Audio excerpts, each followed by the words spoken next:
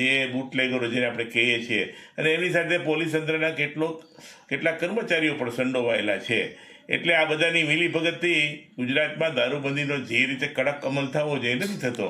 એટલે મેં લખ્યું છે કે ક્યાંય કોઈ એમ પૂછે કે ગુજરાતમાં ક્યાં ક્યાં દારૂ મળે છે, તો આપણે એને પૂછાય કે ક્યાં ક્યાં નથી મળતો. બધી જગ્યાએ મળે છે, ઇઝીલી મળે છે. અને એની પાછળનું મુખ્ય કારણ સામાજિક છે. આજે સમાજમાં આજથી 30-40 વર્ષ પહેલાં જે દારૂ પ્રત્યે સમાજનો જે છોછ હતો એ આજે ઓછો થઈ ગયો છે. આજે તમે જુઓ કે ગામડામાં દારૂની મહેફિલો વાડીઓમાં અને એમાં તહેવારોમાં થાય છે. લગ્ન પ્રસંગોમાં પણ યજમાન આપણને આમંત્રણ આપે કે ભાઈ બધી વ્યવસ્થા છે, આવી જજો.